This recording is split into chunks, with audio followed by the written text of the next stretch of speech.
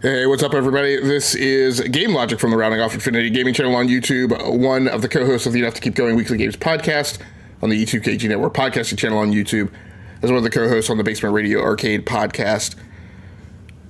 Back with another episode of Talking About Games. This is episode number 6, so we've been doing this for not a very long time, but started at the beginning of the year kind of wanting to do my own solo cast, just kind of have some opportunities to talk about news at a more detailed level than maybe sometimes I'm able to cover when I am on shows with other people. So without much further ado, let's go ahead and get to it. The first news story in the rundown tonight is over on IGN. New data suggests that PS5 has outsold Xbox Series X and S 2-1.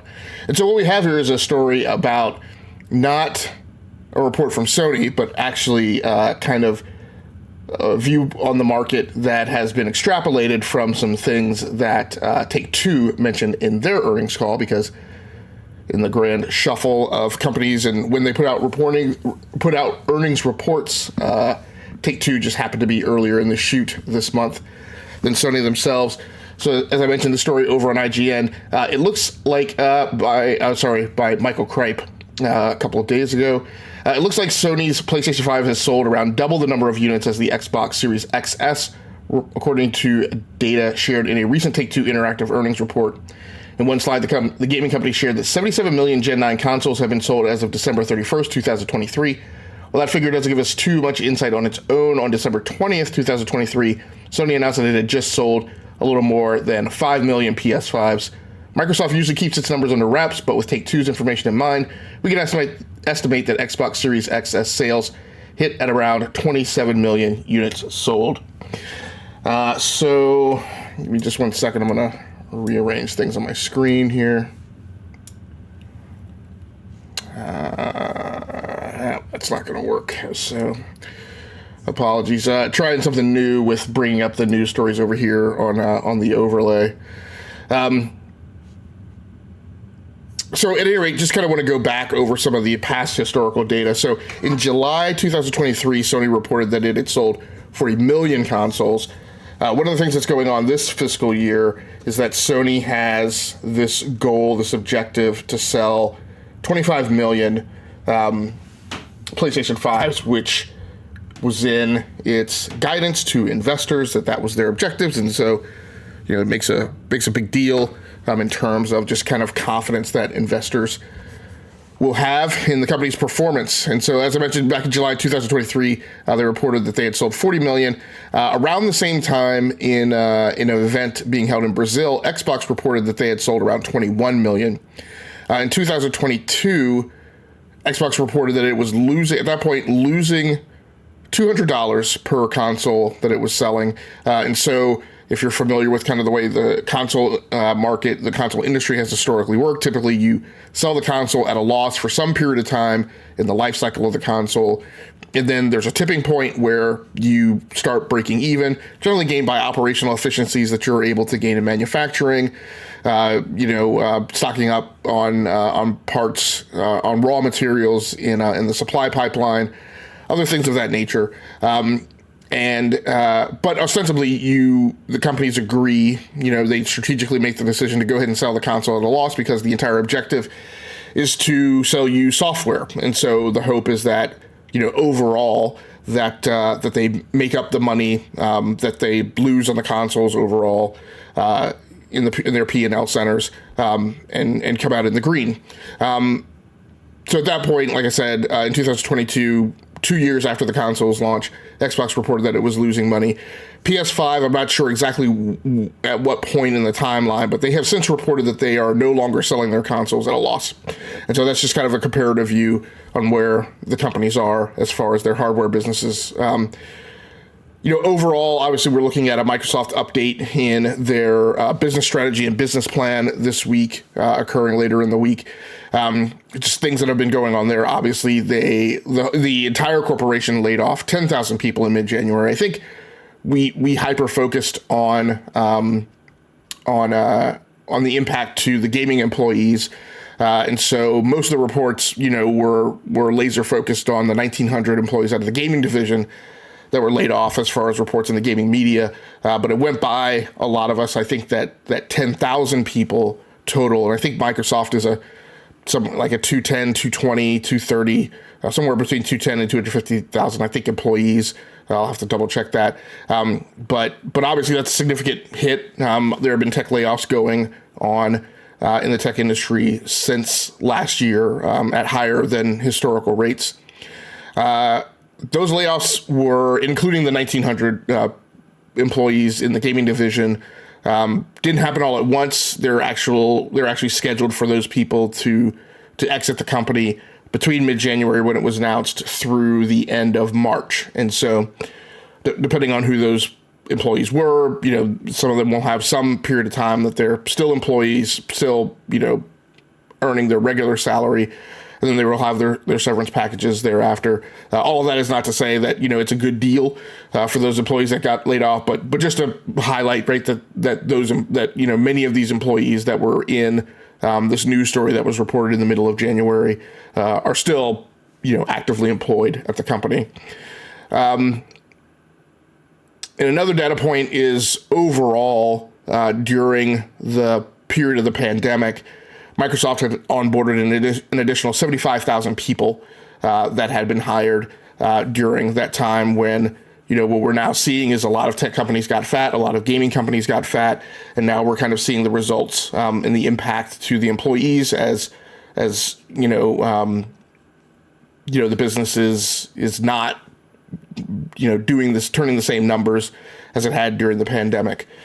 And as companies try and gain efficiencies as they kind of look to chart their way through the waters of kind of what is now the post-pandemic time and the earnings expectations that they have coming up. One of the other stories that went kind of hand in hand with this is PS5 going for the kill with new discounts in Europe. Give me a second. I'm going to try and... I don't know why this kind of went out of skew. Yeah, okay, I wasn't zoomed in on it. So PS5 goes for the kill with new discounts in Europe. Again, as I mentioned, in pursuit of their 25 million target. This news article over at Push Square.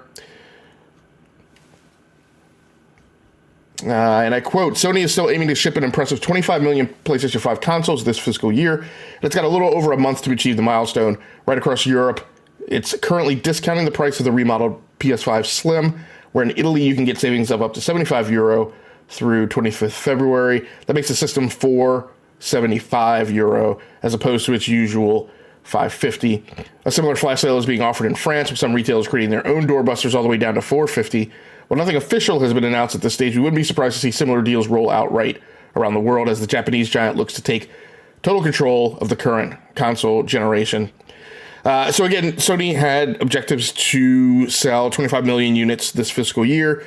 There have been reports that there's been some number fudging going on, I would call it, with, supposedly maybe things like counting PlayStation 5 portals as a unit of hardware sales. I don't know if there's any veracity to that report. I just mentioned it.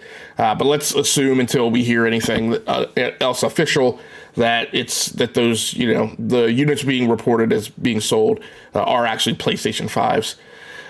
PlayStation did similar discounts like this back in September of 2023. It dropped the price by £75 in the UK and €100 in the EU. And during that time period, they sold just under 1 million units. So again, last fall, they did similar discounts that allowed them to sell, in the high 900,000 number of units, 970, something like that. So just below 1 million. At that time, it was 320,000 unit sales behind the lifetime sales curve of the PlayStation 4 at its 35-month point in its life cycle, being the primary PlayStation console. So again, as of last fall, PlayStation 5 was selling and was on pace just behind the PlayStation 4 at 320,000 units. So far as we know, and this number, I did the best that I could, but I'll need to double check it. I actually didn't go back and look at their earnings report from November of 2023. But as far as I know, by the end of the year, they had sold 21.64 million PlayStation 5s. And so right now, they would have entered the year at roughly 3.36 million off of that goal, give or take a couple of weeks of holiday spending. The fiscal year for Sony ends 31 March. And so their fiscal year runs from April 1 of the preceding year through 31 March of the following year. So as of that tally, they had 3 months left to go. And so if you figure maybe arguably at its best, they could sell 1 million units in a month when it's heavily discounted, that would allow them January, February, and March, 3 million units of sale, which still has them coming in under the goal. Now, theoretically, in the month of December, you would have had higher than normal. Really, since Black Friday through the month of December, you would have had higher than normal sales rates. And so there may be some pickup there. They may have closed that gap a little more. There may have been some numbers that were unreported, in that number that I knuckled down on for the month of December. But basically, we would expect them to maybe hold at around that 1 million number or close to it. Part of the problem, at least in the U.S., is during that time period is, as you round the corner out of Christmas, we typically go through a period where electronic sales are not particularly high in January, February, and March as we go into tax season. And then you will see the numbers start to pick back up once people start getting their tax return checks in kind of mid-April-ish. So it's a big question mark, right? Whether or not PlayStation is going to be able to hit this 25 million number. So that's really just to say, I don't know. We'll have to wait and see. The thing that's super interesting is that it just so happens that Sony is due to report their earnings tomorrow. And so I haven't seen when they're going to do their earnings call, but their balance sheets and typically the briefs come out before they actually do their earnings call. So the actual script that, Totoki and Yoshida will go through, as well as whoever is going to speak for the PlayStation division, that will be interesting to see. I guess, again, I'd have to look back at it, and I didn't get a chance to, but I guess Jim Ryan reported out for the PlayStation division in November.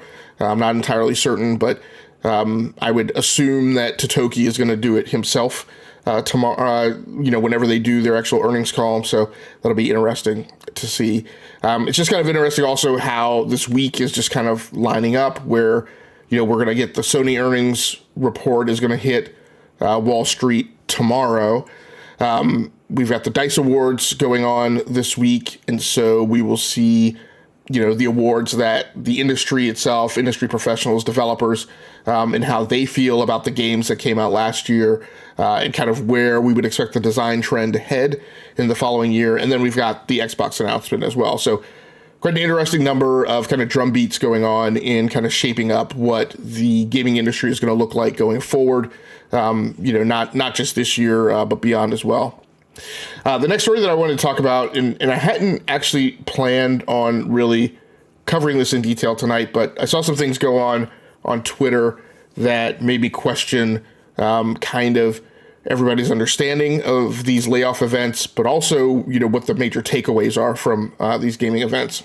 And so the first story by Rebecca Valentine over at IGN, I've never seen it this bad. Game developers explain the huge layoffs hitting Riot, Epic, and more.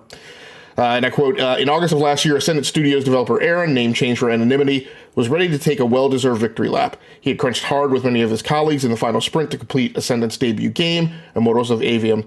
But the team had finally done it. He attended a launch party in the Bay Area where he celebrated with his colleagues, some of whom, he said, had to pay partially out of pocket to make the trip. But while the event was supposed to be jubilant, there was an uneasy atmosphere. It seemed like Immortals of Avium wasn't performing especially well. At the party, developers kept asking leadership how the game was doing, only to be met with non-committal answers. Another report then came out that expanded on this, or at least kind of expanded on it in terms of kind of making an analysis and assessment and writing some takeaways over on Kotaku, which, look, I know people don't like Kotaku. Quite honestly, my own personal view is Kotaku is really horrible about writing headlines, but often if you swim past that, the article that's behind it is actually sometimes worthwhile. And as is the case with most of my perspectives on the gaming media right now, most of them are really bad at anything that is a matter of rendering opinion. But, there's still good places to go to for just sources of news. And so I didn't really hit on this article as one that I wanted to pull in or that I had really curated from a news perspective, but it came across my radar because of posts on social media. So this one by Kenneth Shepard over on Kotaku. Immortals of Aveum proves it's a grim time for single-player games. In 2024, AAA games are often built around the idea of continuous revenue streams with microtransactions and live service elements. Perhaps it's corporate delusion that makes leadership think a needlessly large budget makes for a better game, but making adequate money back on a big-budget blockbuster to satisfy the shareholders is becoming more difficult. Immortals of Aveum developer Ascendant Studio, whose staff included veterans from studios like EA, Sledgehammer, and Telltale, made its debut with the magic-based single-player shooter last year, shortly after the team laid off around half of its workforce due to poor sales. It sounds like the fallout has given the team a more dire outlook at the state of the AAA market. So I'm going to take a quick pause here and get a spot of coffee before my throat gets totally dry. Give me just 1 sec.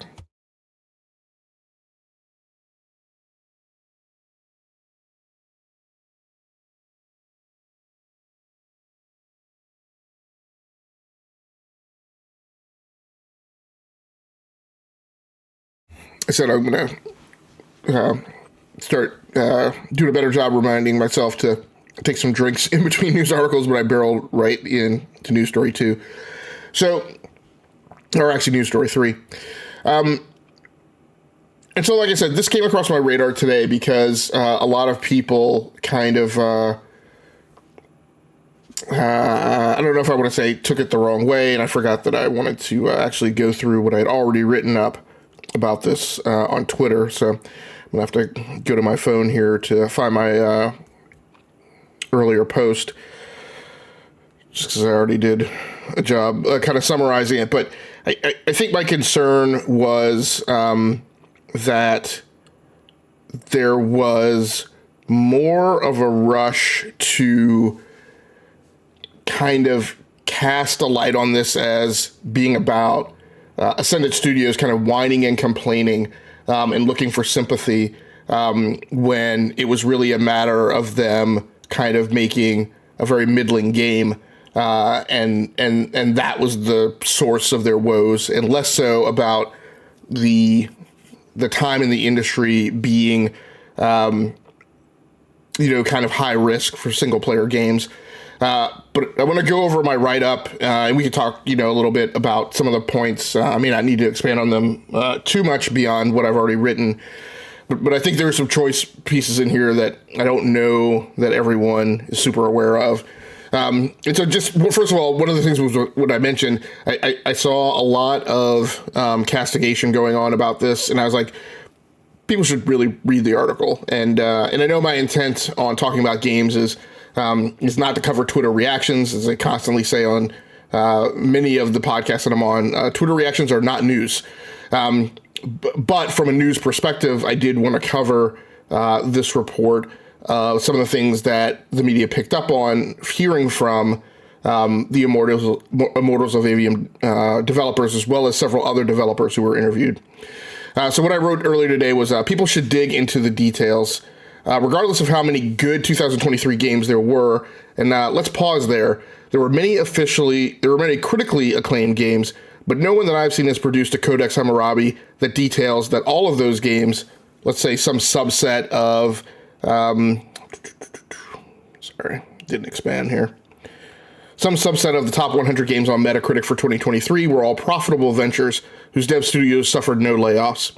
And so just let me pause there. So my kind of, punny reference to the Codex of Hammurabi. My point is that nobody's done a deep dive and produced a lot of data-oriented analysis that says, we've all run around and kind of rah-rahed and pom-pom that last year was really great for games. We received a kind of bumper crop of high-quality games that many of which reviewed well. And kind of my point there is, yes, but let's pause. just because a game is critically reviewed well does not mean that it performs commercially well. In fact, that's often the big tension, right, in the gaming industry, just like it is in the movie industry. You get a lot of games that come out that are critically acclaimed that may not perform well commercially. We have the studio behind Callisto Protocol, which, by all, generally accepted rubrics that we apply to games in our evaluation of whether or not they hit the market well, that game did fine, right? But despite that fact, that studio was shut down. So the game didn't perform commercially, despite the fact that it was critically acclaimed. So before we can all kind of run off and say, hey, your game was middling, or everybody else was successful. One of the comments that I saw about this was like, hey, out of many of the top 20 games, right, on Metacritic for 2023, many of them were single player. Well, again, Metacritic is a source of critical reviews. It is not how we rank everyone's revenue. What you really need to do is take that Metacritic and lay it next to the reports we get from Circana and say, okay, how do these things line up? Guess what? They don't, because many of the games that are at the top in Circana are not in the top 20 on Metacritic. They're way down in Metacritic. In some cases, they're high 60s games, or many of them 70s games. Why? Because the games that make the tons of revenue are the games that have the exact model that Kotaku talked about, which is they have a model that generates frequent, and high operational cash flow, recurring revenue. And so, again, I'll kind of just go back to what I wrote. So the gaming industry already, prior to the post-pandemic, I can't even read what I wrote. Prior to the all right, let's try that one again. The gaming industry already, prior to the post-pandemic pinsetterification of the game dev workforce, was already a high-risk prone industry. With the percentage of video games that ever leave early pre-prod and go on to turn a profit being 4 to 5%. And of the ones that make it to store shelves / digital marketplaces being profitable being around 20%. So again, let's pause there. So when I talk about pinsetterification, right, that term is me applying.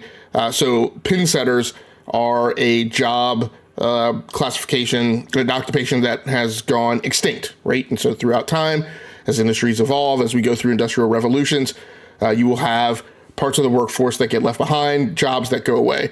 Pin setters, before bowling pin resetting became automated, they used to employ typically young males to actually go and reset the bowling pins at bowling alleys. So it was just, so my point was that during the pandemic, we blew up in terms of the workforce. Many companies overhired people, and now those people in a post-pandemic time period, with revenue trajectories what they are, with profit trajectories what they are, those workforce members are being obsoleted, right? They're overhires. And so last year we're seeing kind of a great slough off, right, of that additional labor force, which is hugely unfortunate, right, for those people who were onboarded, or who came into the workforce and made that their way of making a living. But my point is, going back to these numbers, right? Again, a lot of us have this impression, this feeling, this sense that, I often see, this comment, record revenues, record profits. So first of all, let's hold the ball on the record profits, because that's not corroborated in any way. It's really funny, being that console warriors are a lot of the people who run around and wave that flag, but yet they're also the first ones to swim backwards on their own statement and talk about how Sony's profit margins are so bad. And I'm like, well, what are we saying, guys? Is it record profits, or are we saying, right, which one is it? So, but my point is again, you have to really kind of understand from a software engineering perspective, and let's not even talk about the gaming industry. Let's just talk about the teachings of Capers Jones, and a lot of the great minds in software engineering, and a lot of the industrial research that has been done, telling us what the metrics look like for software development programs across the entire economy. They are highly risk prone. They are high failures. They are highly subject to defects. I think one of the numbers that I remember from school was that, every time you go in and change code, there's a 40% likelihood that you inject a defect, right? And all that results in, as you deliver, when you make your initial bow wave of delivery of executable code, right? Because teams work on code in small increments, for increment, and then eventually at some point you get a big pile of code that can now you can now run in runtime and run an executable thread of a test. And so basically, even though you've been delivering code right this whole time, you hit this point of critical mass, right, where you're finally able to deliver, the semblance of an actual application, right, to the test team. And so at that point, they get a bow wave, right, of functional code that is seemingly kind of delivered all at once. And that's really when they start going into their testing regime. And at that point, they get a huge amount of defects that arrive that then have to be tested and remediated. Remediated by the dev team. But the point is that there's tons of industry and academic research that tells us how risk prone, how highly prone to failure software development programs are, that a large percentage of them deliver late, that a large percentage of them are never completed, and so on and so forth. So that's before you even get to game development. Now you go to game development and you ratchet that even higher. And like I said, we have industry data that a lot of us don't necessarily pay attention to and don't remind ourselves about every day. But again, there are tons of games that hit the drawing board and never get out of pre-production. And so of the ones that make it out of pre-production, let me go back a little bit. So that's your total number of game development projects that are spooled up, right? A ton of them never make it out of pre-production. When you look at the total that are ever started, right, only 4 to 5% of them wind up being profitable.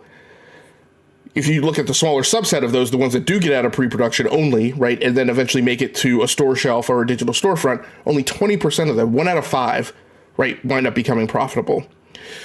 So if you combine the historical norm of an already high-risk market and the dynamic of gross overhiring during the pandemic, that's factor 2. So factor 1, already high-risk market. Factor 2, the dynamic of gross overhiring during the pandemic. Factor 3, and then mix that in with a game that deploys with no recurring operational revenue tail. Because what we've seen over the past few years is that games with a recurring operational revenue tail are the ones that turn out to be hugely successful. From a commercial perspective. So yeah, even without the comments of the Ascendant Studio developers, you should reach a conclusion of the risk being even higher at this moment in time for single player games. How much more risky are they in comparison to other types of content schemes? I don't know, but the key thing here being a business model for a title requiring it to make its money at the point of sale without any additional tributaries of income. So when you're up against the competition of, then those games are competing against free-to-play sequels of known IP, because remember, Immortals of Aveum was not a sequel, so it's kind of an unknown property, right? You're up against sequels, you're up against competitive multiplayer with battle passes, DLC drops, etc. So my whole point of this is that, again, what I saw on Twitter was, the immediate castigation that, oh no, single-player games are successful. And again, you're making a statement not based on numbers, not based on quantifying, not based on having done the research. Or the person who made the comment probably has done the research, but at that moment in time, they just either forgot it, dispensed it, threw it over their shoulder, decided that they were just going to be messy for whatever reason. But again, right, this is why I say people always have to kind of circle back and draw back to the numbers and really consider these things from a quantified perspective and not just make, toxic comments on Twitter. I don't think the person intended to be toxic, but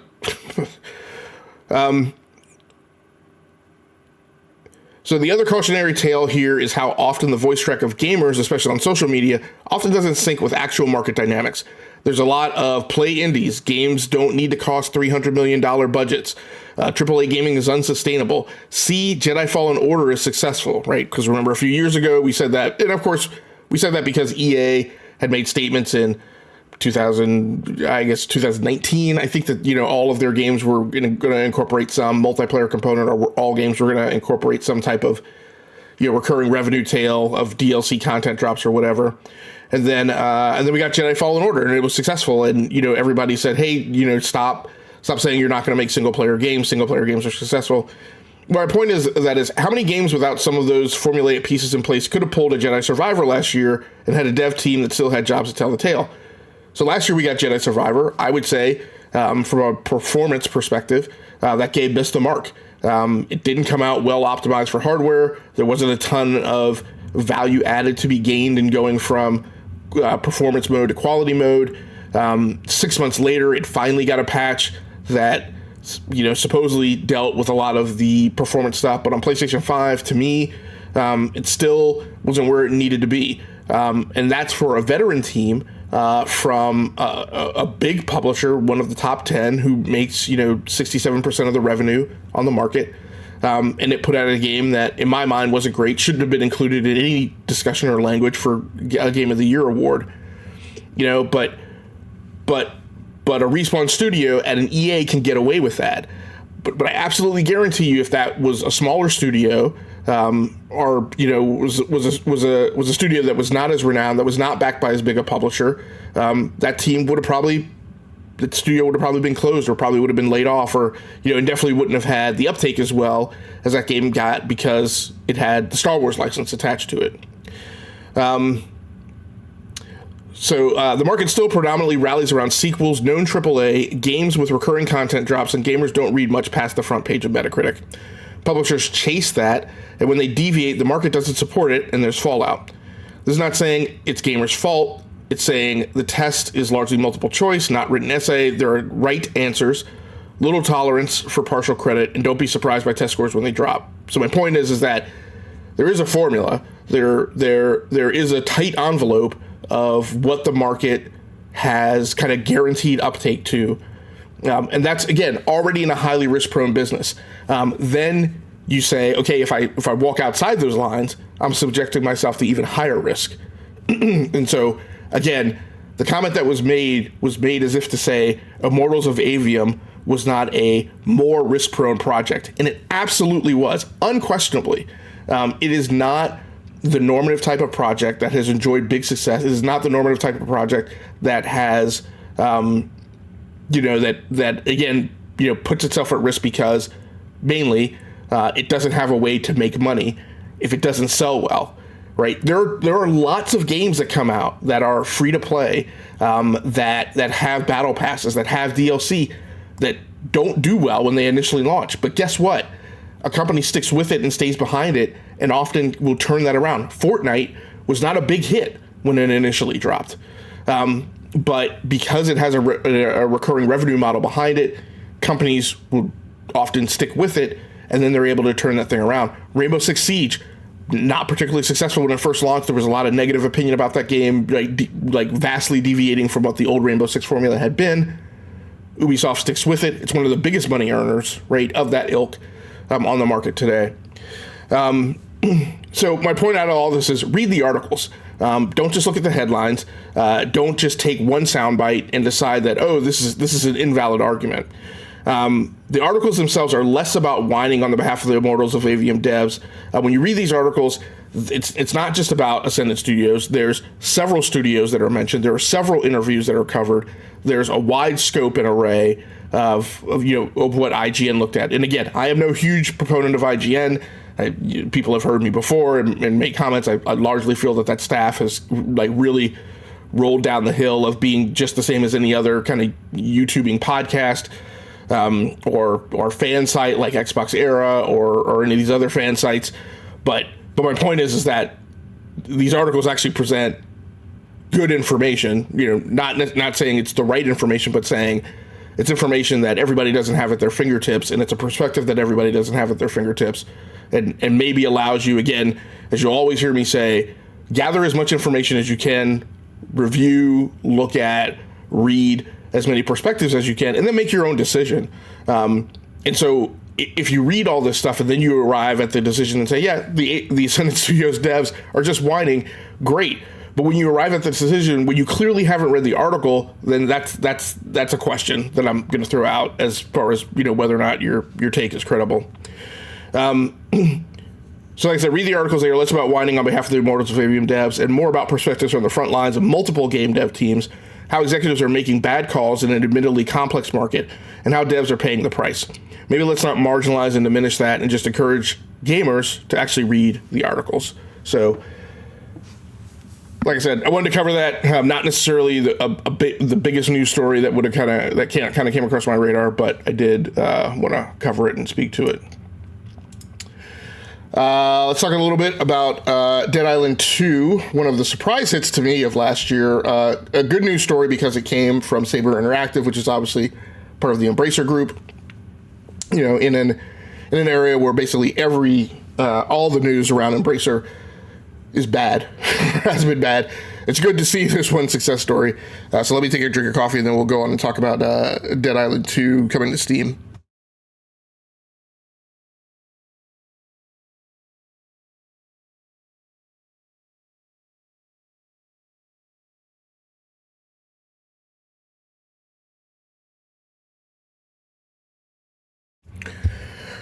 All right, so this news story over on Gaming on Linux by Liam Daw.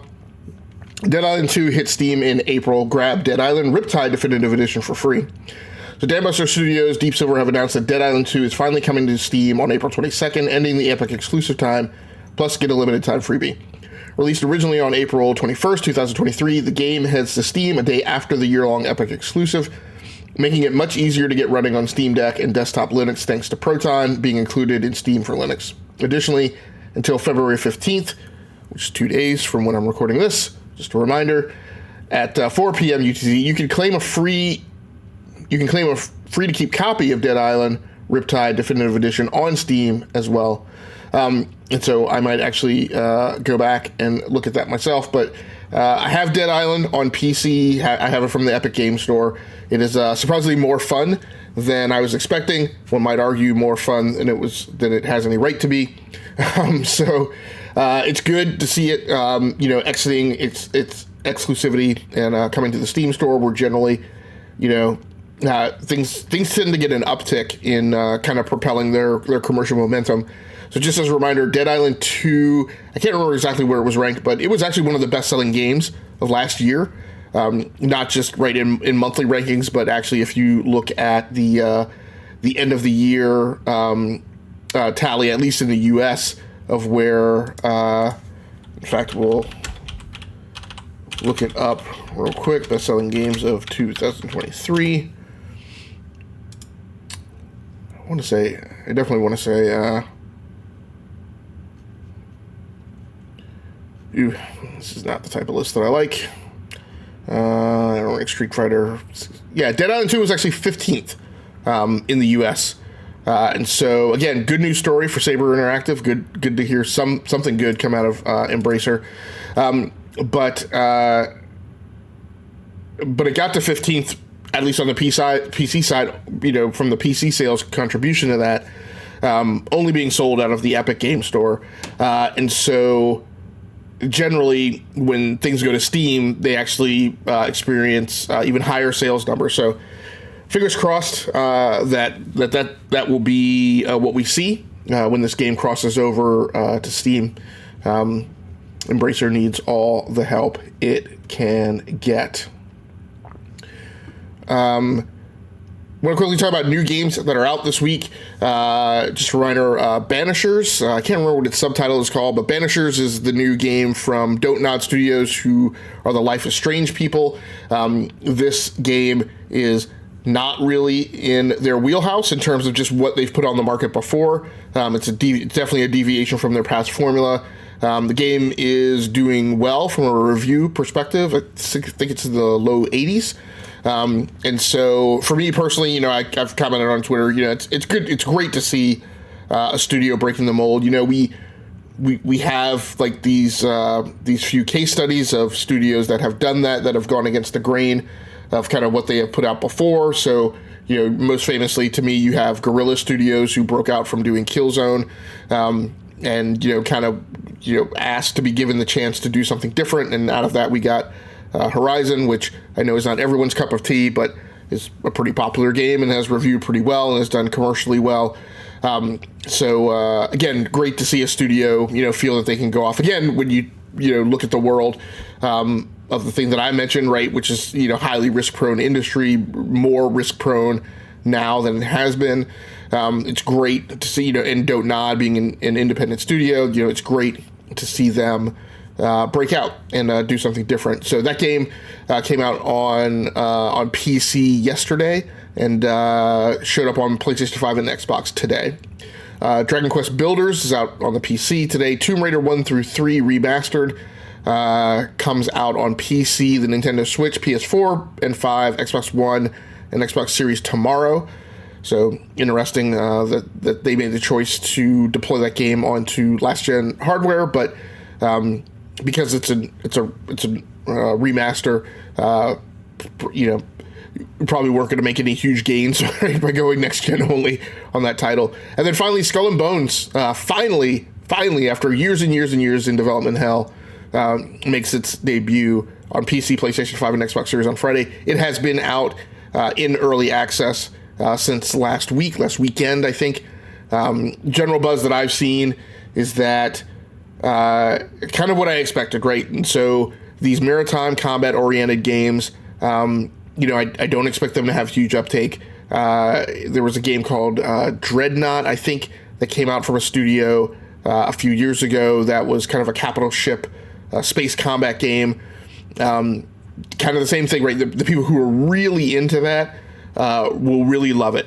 And it will be very niche, but it may not gain, it probably won't gain a ton of kind of mainstream market traction. So, my high hopes for it is that, Ubisoft treats it the same way it has with things like The Crew and things like Riders Republic, who, games which are not hugely commercially successful, but Ubisoft sticks with them, still, keeps the community that builds up around those games well served with content. Like I said, I've mentioned a couple times on this show and definitely on the other podcasts I'm on, you go back and you look at like Riders Republic, right, which kind of dropped and then nobody really talked about anymore thereafter. But that game has been receiving DLC. Like it's like the last thing that you would expect to be getting like a lot of service from its publisher. But there it sits. So, high hopes for Skull and Bones and hope that game finds a footing with the player base and that Ubisoft, treats it like the other elements in its portfolio and keeps it well supported for however long it's on the market. Going to go over and talk about Granblue Fantasy a little as we head towards the end of the show. But like I said, I'm going to onboard some more coffee because my throat's getting really dry. Give me just a sec.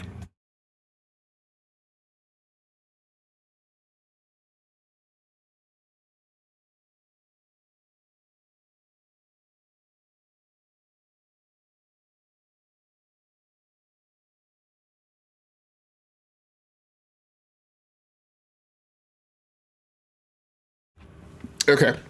Granblue Fantasy Relink off to flying start on Steam. This story over at Eurogamer by Liv. I'm not sure how to pronounce her last name, so I'm not even going to try. 1 million copies sold worldwide. And I quote, Granblue Fantasy Relink has now reached 1 million copies sold worldwide. The game hit the milestone just 11 days after launch. Developer and publisher Cygames announced the developer shared a special piece of artwork on social media to celebrate the achievement. After just 11 days, Granblue Fantasy Relink has sold over 1 million copies worldwide. A million thanks to our wonderful community of Skyfarers for helping us reach this milestone. We have more updates on the horizon, so stay tuned.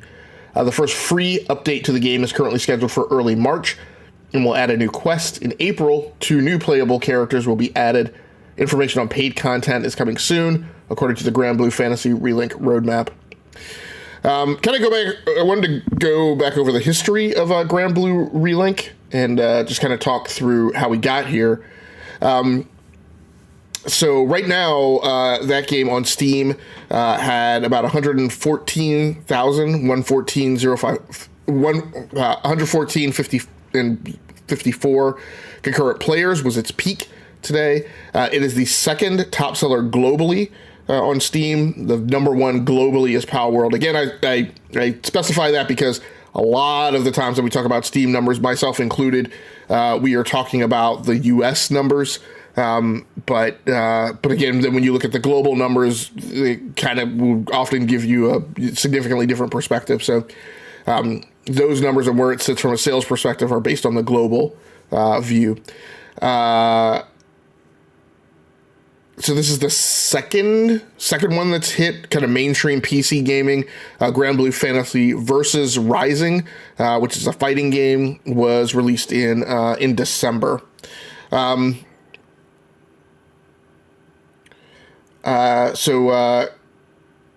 Grand Blue Fantasy 2, the first Grand Blue Fantasy came out in 2014.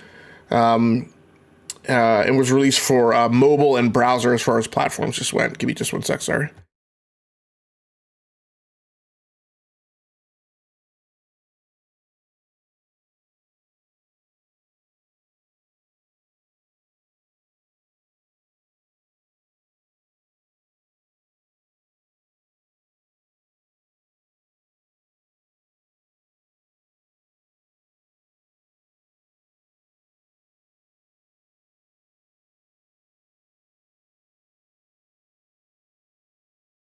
All right, sorry. I must have hit something on my keyboard during the podcast. My camera got out of skew. Where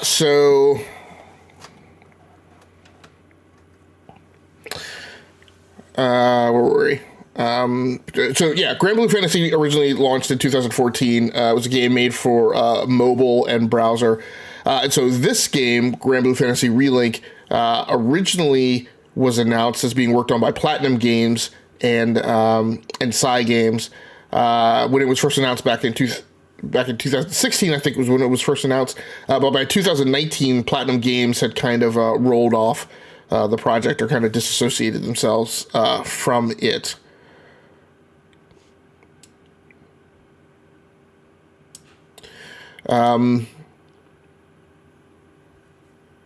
But their director, who is a Platinum Games employee, Yasuyuki Kaji, remained as the game's director through completion. So regardless of whatever Platinum Games decided as far as their disinvolvement from the project, the director stayed on. And so whatever, some arrangement must have been made, or his or her bosses at Platinum Games must have agreed that he was going to spend his direct labor time working on this project. Maybe that was their final, there was their agreement as far as, honoring whatever investment they'd agreed to make in the teaming arrangement was to leave the director on board. So the game does have a demo that is still up on the PlayStation Store. It is for PlayStation 4 and 5 and PC. And so, I'm sorry, it is on Xbox also, right? I may have made that note incorrectly. I will look that up before I send everybody away for the end of this show. Make sure I'm putting out accurate information. But I think my point is it is cross-gen on the PlayStation platform. It was originally targeted to be just for the PlayStation 4. It was going to release in 2018. But as the game got delayed and it kept slipping to the right, they eventually decided to put it on PlayStation 5 as well. The first gameplay for the game was shown at Grand Blue Fest 2017. So look, this is an interesting thing that I came across. I was like, this game has its own festival? So, I mean, Blizzard games don't have their own festival, right? They do BlizzCon. So it's very interesting. It must be like a huge cultural phenomenon over in Japan, which is where the festival is. I didn't really find a lot of information as far as like what else goes on at the festival, or other games or other participants in the festival. I have no idea. I just know that I came across numerous references to Grand Blue Fest 2017, or Grand Blue Fest in general, across the years of 2017, 2018, and I'm sure it's continuing to go on now that they have new games in the stable. The game experienced 2 delays. It was originally going to come out in 2018, and then and so they pushed from 2018 to 2022 was the first delay. Actually, it's 3 delays. And then they pushed from 2022 to 2023, and then their third delay was pushing it from 2023 to February of 2024. It was originally called Project Relink, so it was a Grand Blue Fantasy Project Relink, but in 2018 that was shortened to just Project Relink. The only other thing to talk about tonight from a news perspective is that Xbox has, of course, announced that they are doing their business update event as part of the Xbox, the official Xbox podcast, which I think was what Major Herb used to host, and is mostly distributed from their Xbox Wire website, I think. But Xbox announces podcast to update community tryhard guides. This news story over on tryhard guides. Rumors surrounding Xbox's future plans have created significant speculation within the gaming community. The anticipation stems from the upcoming official Xbox podcast scheduled for February 15th, 2024 at 12 p.m. Pacific time, so that'll be 3 p.m. Eastern. This event is expected to feature insights from prominent Xbox figures, including Phil Spencer, Sarah Bond, and Matt Booty, prompting widespread curiosity regarding potential announcements and developments. So look, I mainly want to focus on news during these segments, not on, like I said, Twitter reactions and Twitter wailing and gnashing of teeth. It's kind of interesting when this event is going to occur. Spencer came out last week in response to kind of all of the crazy rumors that were spinning, saying that that the Xbox GTL, the gaming leadership team, or GLT, had noticed and were going to address it in their business update event that was, I guess, already being planned. And I mentioned jokingly at the time to other members of the podcast, I was like, these mofos are probably going to make us wait till Thursday or Friday. And lo and behold, here they go with the Thursday announcement. It's very interesting to me that they decided to do it on Thursday, the same day that the DICE Awards are going to air out of Las Vegas. The DICE Awards aren't until 8 p.m. Eastern. Wait. No. They're 8 p.m. Pacific. And so they don't air till 11 p.m. Eastern. I'm not sure what the calculus was on making that decision. It was probably just the regular recording time for, most commercial professional podcasts have a regular day that they record, particularly if it's a live show, and then has a regular day that they normally try and distribute the podcast and get it out on the street. So maybe Thursday was just their regular recording day for that particular podcast. I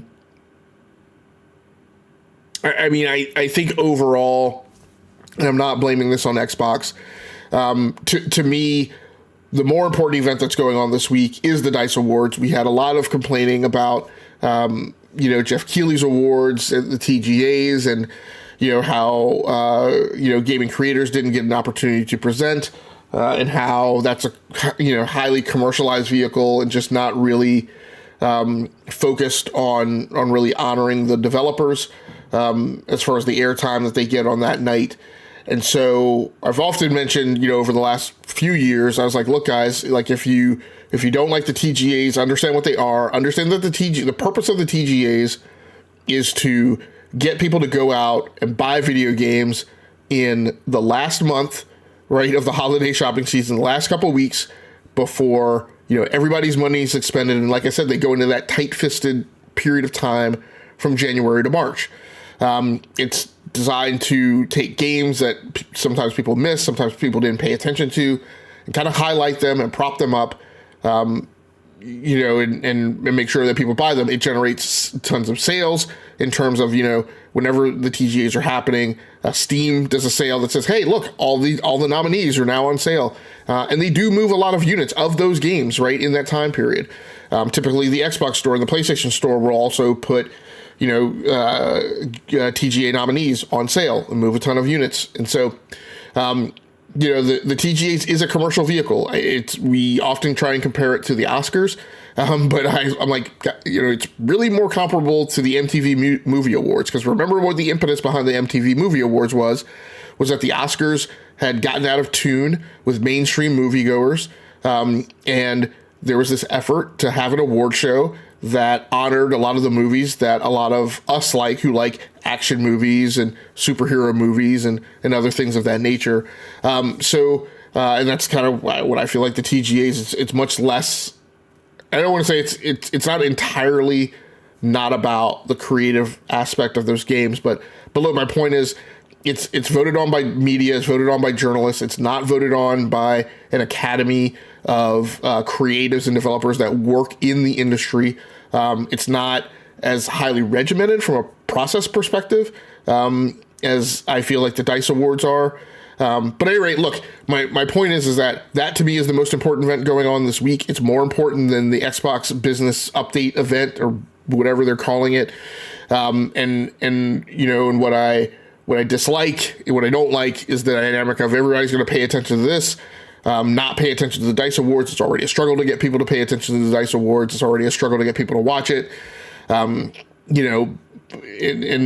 I wish this was not kind of sucking the air out of the room from people paying attention to the DICE Awards. So I'm hoping that this thing goes off early in the day and it doesn't cause this mass nuclear explosion across social media and people settle down and actually pay attention to the DICE Awards. I don't think. Like I said, I'm not putting the blame on the timing of it at Xbox's feet. I just wish it hadn't done it. Although, like I said, part of the thoughts I've had is, well, maybe they wanted to do this announcement and get it out on the street and then have everybody go to the DICE Awards and kind of, enjoy it or bask in the glory of the awardees like on Friday, rather than have everybody do the DICE Awards and then come out and do this news story on Friday. And again, take away from, all of the congratulations and things like that. So, given that they were going to do it this week, I mean, there probably wasn't a good way to avoid any kind of clobber or attention grabbing. It is what it is. But, one way or another, maybe we'll know. It is absolutely possible that Xbox will do this event, and there won't be a ton of clarity out of it, or things might still be confusing. And if you're hinging, what your commercial behavior is going to be based on this announcement, then that will be unfortunate, right? For people who do that. There are a lot of content creators that I don't personally agree with, but I will say, listening to the KFGD Xcast today, which they recorded a few weeks ago, I definitely appreciate the comment that was made that a lot of the perspective on, hey guys, you shouldn't feel this is a big deal, really comes from media and content creators and a lot of people who own, more than one console or every console, and don't have to make choices. And so they're not bothered when the formula changes on what the $500 box that they bought becomes or how it's defined. Again, not saying that those people are in the right, not saying that those people aren't making a mountain out of a molehill. It's not up to me, quite frankly, to be judgmental, right, about how those people feel, which is really the banner that I've been waving on social media this week. It's not my job. It's also not anybody else's job. Nobody's charged to be a gatekeeper and legislate how people feel about, their hobby or the things that they've bought. So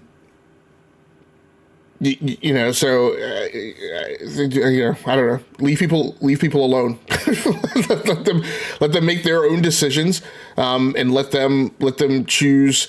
The sentiment that I didn't like that I heard on KGFD was this whole thing about again, passing judgment on the way people feel. What have you really lost? Prove the case to me that this is really impactful. No, that's not anybody's job.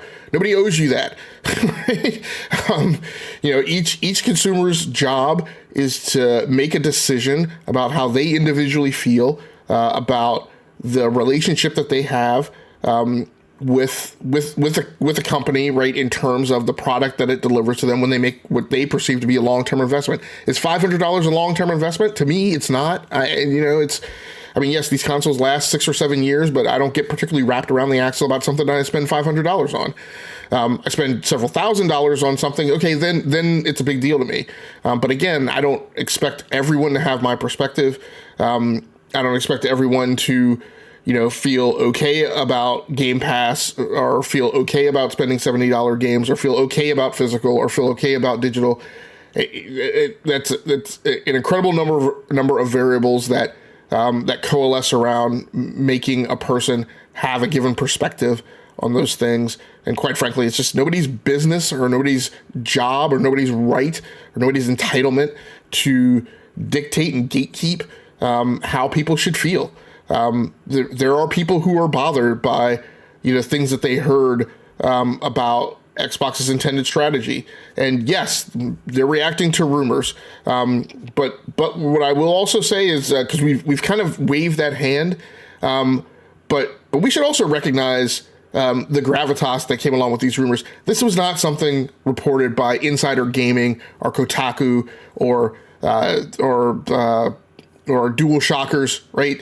These are news stories that were reported by The Verge. And I'll tell you, right, the group of reporters that are at The Verge, the group of reporters that are at Engadget, remember that these are the guys, a lot of them, who went through the iPhone 4, right? The handset that was left in a bar, right? And a lot of them, right, because I paid attention to that news story in a very detailed manner and listened to a lot of the kind of postmortems about that.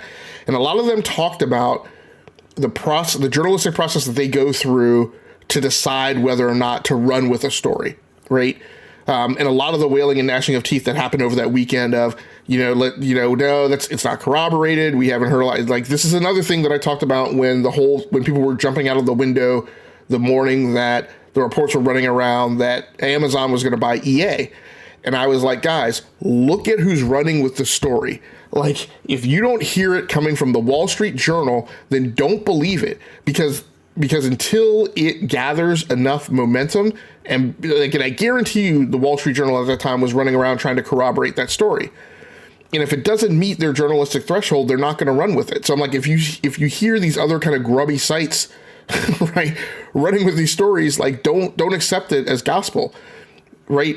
These rumors that have come up about Xbox, and again, news stories were written, and then a lot of people extrapolated meaning from that. So I'm also not co-signing that, right? But I am saying that, like, look, if The Verge runs with a story, there's probably, I'm no fan of Tom Warren's, right? But I will say from the space that site kind of occupies on the media landscape, if they're running with a story, there is a vetting process, and there is an approval process before something like that is let fly.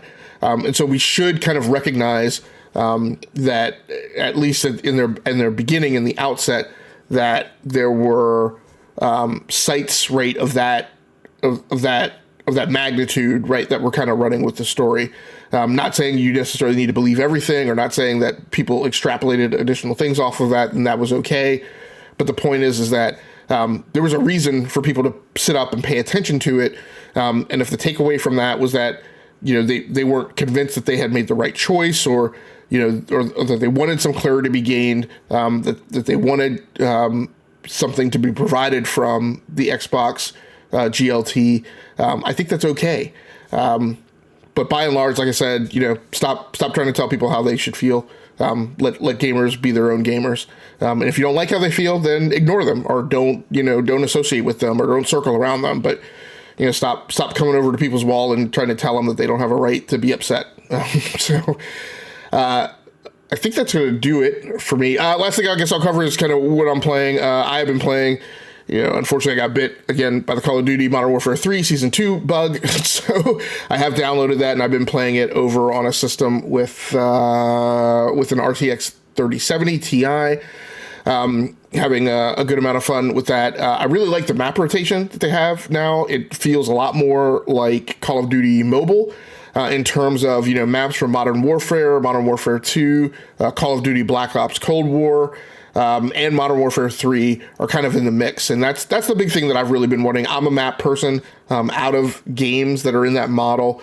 I've written up things about this before. Like, look, here's the checklist of games that are in this model, that here's what they need to do, right, what they deliver in terms of content. They have to deliver cosmetics, even though I'm not a big cosmetics fan, but that's part of the formula, right? Limited time modes, and they have to deliver limited time events. Of that formula, of those four things, the things that I'm most stimulated by are new maps. And what I really want in games is when new maps come in, I don't want to necessarily load shed all the previous maps. I'm like, if I really like those maps, I just want them in the rotation. I said the same thing about Halo Infinite. I was like, look, when you guys start a new season, don't just make the rotation like nothing but the new maps. Like, the old maps weren't bad. Like, the hope and the desire was like, look, I've paid for your game. I've given you $10 a season for a season pass. Stop taking the old maps away, right? Just put them in the damn rotation. So it's nice to have that variety, right? After this long build up to Modern Warfare 3. So I'm really liking it right now. I've also been playing. So basically, I've been playing Modern Warfare 3, and then I've been playing several games on the Nintendo Switch in handheld mode. People who have listened to me on other podcasts know that I wind up using my Switch often docked. But in this instance, I have been taking my Switch. I've been playing in handheld mode, and I've been taking it on the go. I had to sit in the parking lot, while I was waiting for wings for my Super Bowl order because they screwed up my online order. So I grabbed my Nintendo Switch and took it with me while I sat in the parking lot for an hour after putting my order in person. And so I've been playing the Bioshock Collection, which is a game that I had in my Switch collection, and so I re-downloaded it. I've also picked up Persona 5 Royal. I'm kind of, I think I mentioned it here before, I'm kind of on this knit of making sure I go back and I have the most important PC ports. I think there's a lot more PC ports on the Nintendo Switch than even I realized. And so what I'm doing is I'm going through Metacritic and looking at games that I like, that are in my wheelhouse, that are in like the best games on PC ever. And then I am, double checking them if I don't already know off the top of my head, and seeing whether or not they have a Nintendo Switch port, and going and picking up that Nintendo Switch port. Hopefully when Nintendo Switch 2 drops, I will also be able to play those games on Nintendo Switch 2. If not, I guess I'll have to play them on my Nintendo Switch LCD and my OLED, but it is what it is. So I'm looking forward to starting up Persona 5 Royal. The only Persona game I've played to date has been Persona 3 Portable, which I really loved and really enjoyed. I have not played the remake just because it wasn't that long ago that I played the regular one when it became available on Xbox Game Pass. So looking forward to starting Persona 5 Royal.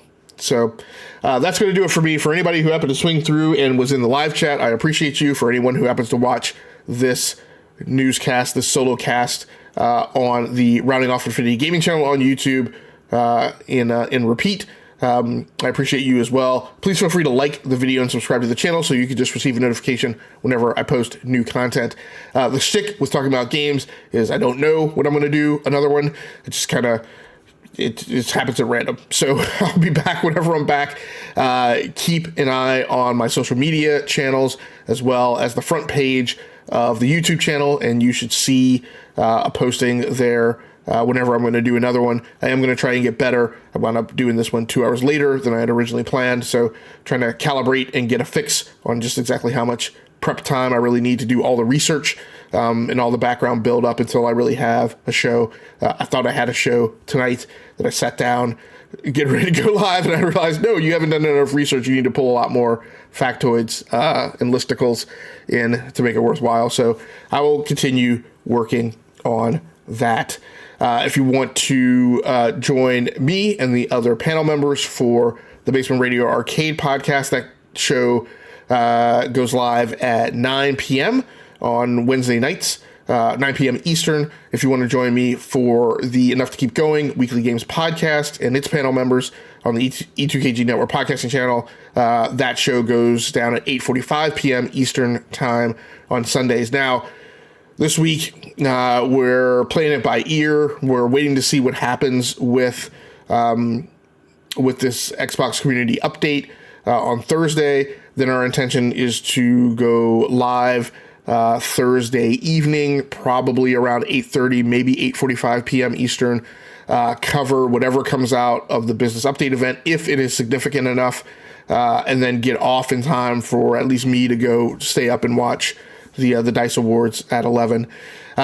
If the business update event turns out to be kind of a nothing burger or nothing that we're just going to push and wait to cover it on our regular Sunday night show at 8:45 p.m. on Sunday. But either way, we'll have a show on Sunday. It just may be either the business update event, or if we've already covered it, it'll be just covering, other news items that went on during the week.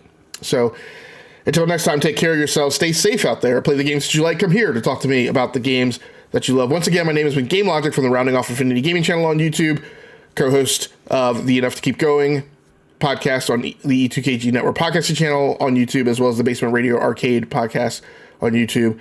That's going to do it for me. Until next time, good night, good luck, and good gaming. That's going to do it for me. I'm out of here.